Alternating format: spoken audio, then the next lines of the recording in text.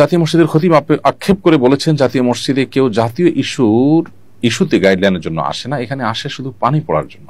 জাতীয় মসজিদে জাতীয় কোনো ইস্যু নিয়ে কেউ আসে না, আসে শুধু পানি পড়ার জন্য, আসে হুজুর দোয়া রাখেন, দোয়া করেন, এই কথার জন্য। এই কথার জন্য আসে না যে জাতিসংঘের দফতর ঢাকাতে তাদের অফিস করার জন্য, দফতর করার জন্য কথা উঠছে, এটা কি আমাদের জন্য ঠিক হবে? হুজুর কোরআন সুন্নাহর আলোকে একটু বলেন।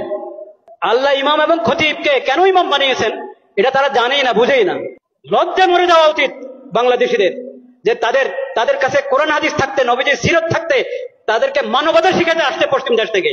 এবং সময়তে খতিবের সাথে শতভাগ সহমত পোষণ করছি এবং তাকে ধন্যবাদ জানাই এরকম চমৎকার একটি কথা বলবার জন্য। জাতীয় মসজিদের খতিবকে জাতীয় ইস্যুগুলোতে ডাকা উচিত, তার মতামত নেওয়া উচিত।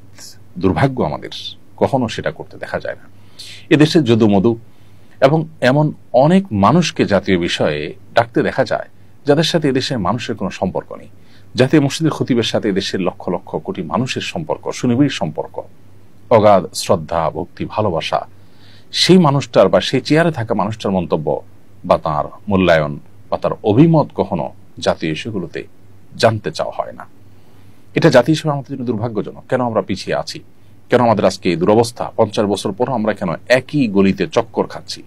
আমাদের সমাজে সাধারণ মানুষের সাথে সম্পর্ক নাই, বিদেশি এজেন্ডার ধারক এইরকম মানুষদেরকে দেখা যায় নীতি নির্ধারণী জায়গায় তাদের ভূমিকা রাখতে।